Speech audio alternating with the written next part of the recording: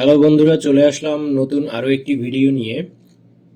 তো বন্ধুরা, দেখতে পাচ্ছেন অলরেডি আমার ডিসপ্লেতে একটা অ্যাডোবি ইলাস্ট্রেটরে একটা ডিজাইন করা আছে। এই ডিজাইনটি আমি লেটার থেকে করেছি, দ্যাট মিন্স ওয়াই লেটার থেকে আমি এই ডিজাইনটা করেছি। তো বন্ধুরা, আজকে আপনাদেরকে এই ডিজাইনটা আমি লেটার থেকে কিভাবে করেছি সেটি আপনাদেরকে দেখাবো। তো বন্ধুরা, আপনারা যদি আমার চ্যানেলে নতুন হয়ে থাকেন অবশ্যই আমার চ্যানেলটি সাবস্ক্রাইব করবেন আর অবশ্যই বেল আইকনটি ক্লিক করে রাখবেন যাতে পরবর্তী ভিডিওগুলো খুব সহজেই আপনারা আপডেট পেতে পারেন। আর অবশ্যই লাইক করবেন এবং কমেন্ট করে জানাবেন ভিডিওগুলো কেমন লাগতেছে আপনাদেরকে, আর নতুন কি ভিডিও আপনারা দেখতে চান আমি অবশ্যই আপনাদের কাছে উপস্থাপন করব। তো বন্ধুরা, দেরি না করে চলুন দেখে নিই আজকের এই ডিজাইনটি আমি কিভাবে করেছি। তো বন্ধুরা, শুরুতে আমি টোটালটাকে মার্ক করে এভাবে ডিলিট করে দিব। এরপরে আমি টেক্সট টুলে টাইপ টুলে চলে যাব। টাইপ টুল থেকে আমি একটা টাইপ টুল নিয়ে নিব। এটাকে আমি অল্টার শিফট চেপে ধরে একটু বড় করে নিচ্ছি।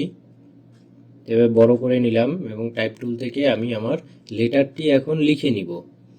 তা আমি যেহেতু ওয়াই লেটার থেকে ডিজাইন করব, আমি ওয়াই লিখে নিলাম, টাইপ করে নিলাম। এরপরে আমি আরেকটু অল্টার শিফট চেপে ধরে বড় করে নিব। তো এরপরে আরেকটা জিনিস খেয়াল করতে হবে, এখানে টাইপ লেটারের ইটা থাকবে অ্যারাইল। অ্যারাইল থেকে আপনার এই ডিজাইনটা করতে হবে, এটা আপনার খেয়াল রাখতে হবে। ফ্রন্টটা অ্যারাইল থাকবে। তো অ্যারাইল থেকে আপনার এই অ্যারাইল না হলে অন্য কোনো লেটার ফন্ট সিলেক্ট করলে এটা করা যাবে না। তো এটা সবসময় খেয়াল রাখবেন, অ্যারাইল সিলেক্ট করে না থাকলেও করে নিতে হবে, ফন্টটি সিলেক্ট করতে হবে। এরপরে আমরা চলে যাব, এটা সিলেক্ট করে এখান থেকে আমরা মাউসের রাইট বাটন ক্লিক করব। এখন ক্রিয়েট আউটলাইনটা আমরা করে নিব। ক্রিয়েট আউটলাইন করার পরে এরকম আসবে। এরপরে আমরা ডিরেক্ট সিলেকশন টুল থেকে আমরা যে কোনো একটা পয়েন্ট আমরা মাউসের লেফট বাটন চেপে ধরে এভাবে টেনে নিয়ে আসব। তো টেনে নিয়ে আসলে দেখবেন তিনটা সাইডই আপনার দেখবেন এভাবে রাউন্ড শেপ হয়ে যাবে। তো রাউন্ড শেপ হওয়ার পরে এটাকে সিলেক্ট করবেন, টোটালটাকে সিলেক্ট করে এভাবে সিলেক্ট করবেন। আপনারা সিলেক্ট করে আমরা বাম পাশের যে টুলবার, সিলেক্ট করে বাম পাশের টুলবারে অ্যাঙ্কর রোটেট যে টুল অপশনটি আছে, আমরা এটা সিলেক্ট করে মাউসের লেফট বাটনটা ডাবল প্রেস করব এবং তার আগে এটা কন্ট্রোল চেপে ধরে নিতে হবে কিবোর্ডের। তো এখান থেকে আমরা আমাদের এরকম একটা রোটেট মেনু চলে আসবে। এখান থেকে আমরা 12 লিখে এখানে আমরা কপি যে অপশনটি আছে এই কপি অপশনটিকে ক্লিক করব। আপনারা দেখতে পাচ্ছেন ডাবল একটা শেপ চলে আসছে।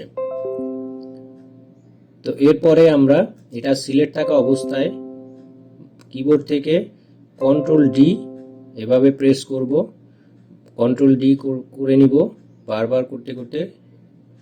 আপনি দেখতে পাচ্ছেন আমরা এভাবে আসার পরে একটা গ্যাপ রয়ে গেছে, আমরা কন্ট্রোল ডি চেপে গ্যাপটাকে ফিল আপ করে নিব। তো ফিল আপ করার পরে দেখতে পাচ্ছেন এরকম একটা ডিজাইন হয়ে গেছে। এটাকে টোটালটাকে আমরা সিলেক্ট করব এভাবে সিলেকশন টুল থেকে। এরপরে চলে যাব উইন্ডো থেকে পাথফাইন্ডার। তো অনেক সময় দেখা যায় পাথফাইন্ডারটা আমার সিলেক্ট করা আছে, অনেক সময় দেখা যায় আপনাদের ট্রান্সফর্ম অ্যালাইন থাকবে। তো আপনারা পাথফাইন্ডারটা এভাবে নিয়ে আসবেন এবং 4 নম্বর যে অপশনটি আছে exclude alter click to create a compound shape and exclude overlapping, এটাকে আপনারা ক্লিক করে দিবেন। ক্লিক করলে দেখবেন আপনাদের এরকম ডিজাইনটা চলে আসবে। তো ডিজাইনটা খুব সহজেই আপনারা করে নিতে পারবেন।